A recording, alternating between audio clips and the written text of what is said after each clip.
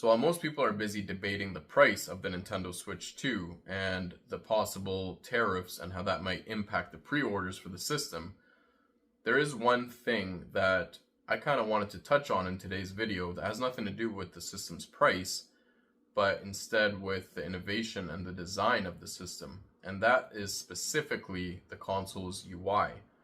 So the Nintendo Switch 2's UI has been shown. There's a couple of glimpses or screenshots that have gone around. Like, we've been able to kind of see it, and it does not look any different than the original Switch's UI. Obviously, the problem with that is a lot of people were hoping that Nintendo would actually bring it back to a more playful design or a more engaging design like they had with the Wii U or the 3DS or one of their previous consoles, and everybody loved the UIs on these systems.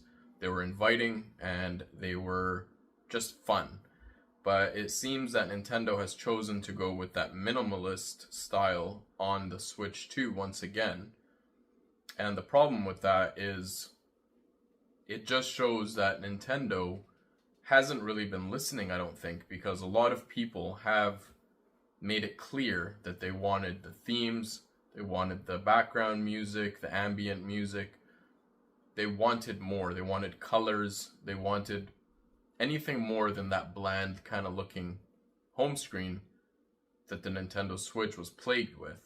And now apparently the Nintendo Switch 2 was plagued with. So with the original Switch, the UI had two different themes. One being basic white and basic black or gray or something like that. And it's kind of funny because it's right in the title. It's called basic. So that's kind of the problem. People don't want basic. They want the opposite of basic. They want more, and they want engagement, and they want fun in their home screen.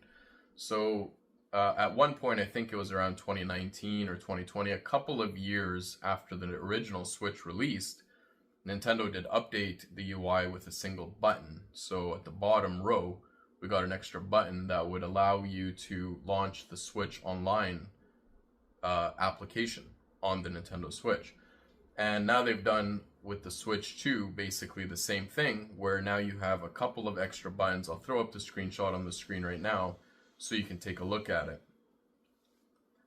But people really wanted more, and I think there's a couple of reasons why Nintendo has probably chosen to stick to this minimalist UI. And while I don't agree with it, I think it's obviously for the faster loading aspect. They want you to be able to get in and out of games without taxing the CPU of the system too much, having it hold the background. Because with the original Switch, I believe it had 4 gigs of RAM. 3 of those gigs were dedicated to the gameplay operations on the CPU, and 1 gig was reserved for holding the home screen at all times. So whenever you hit the home button, you would be able to immediately jump back into it. So it used a full gig of RAM to just have that in the background at all times. But that is one aspect that Nintendo has probably decided to do that.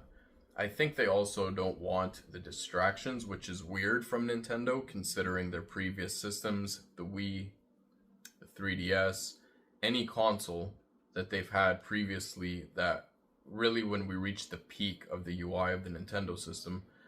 But now it seems they don't want any distractions. They kind of just want you to turn it on and you get your games. That's it. You get your games, you get an option to jump into the very laggy and terrible to use eShop to make your digital purchases.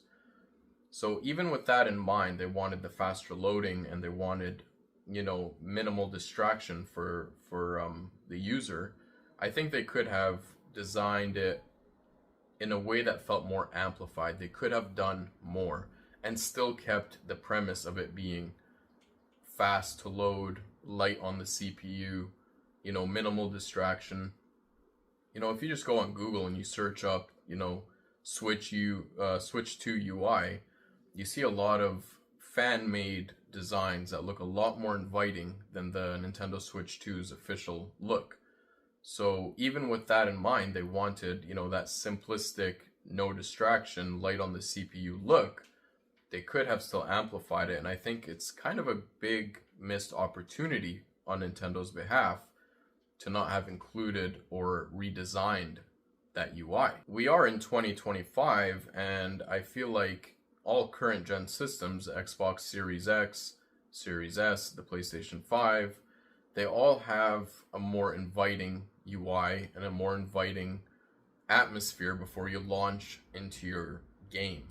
So it starts to feel with Nintendo like maybe it's not so much as it is intentional for them to provide you with this super minimalistic basic UI. It starts to feel like it could be more of a lazy thing. It's just the easy way out, so to speak. And the fact that a lot of people have been asking, there's no shortage of ways for them to know what their fan base wants. It's all over the place, and they've chosen to ignore it. And they probably thought, hey, why should we change anything if the original Switch sold so well with its minimalistic UI? It wasn't enough to affect our bottom line, so why change it? They chose to basically ignore their fan base, and if it ain't broke, don't fix it, that sort of thing. And I think people are just a little bit more frustrated with that right now. And once everyone's done dealing with the price of the Switch 2, we can look at some of the other issues, and I think that one will be brought up a lot more.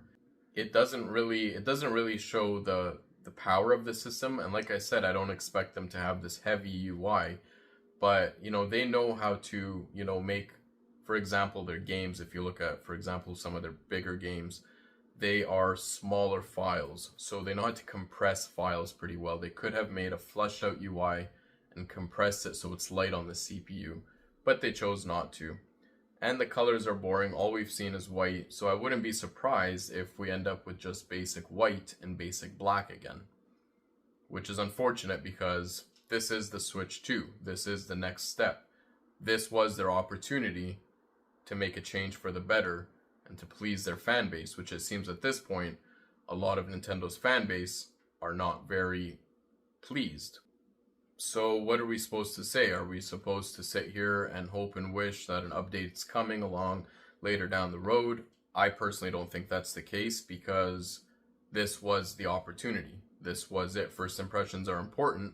This was their first impression, and they chose to say, hey, we're going with that minimalistic look again. It's going to be boring. It's going to be basic. It's going to feel like a low-end calculator that's being powered up. It's just not going to wow you. And it doesn't even have to full-on wow you. It just needed to be special. It needed to have that Nintendo magic to it, which it does not from what we've seen.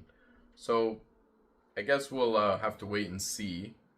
This is reminiscent of 2017, when people were disappointed with the original Switch's UI, and all we said is we'll wait and see, and hopefully there's an update.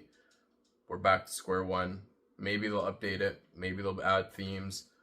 But at this point, it looks like we got the bare minimum from Nintendo. So that's going to close out today's video. Thank you for joining me, and I'll catch you on the next one. Peace.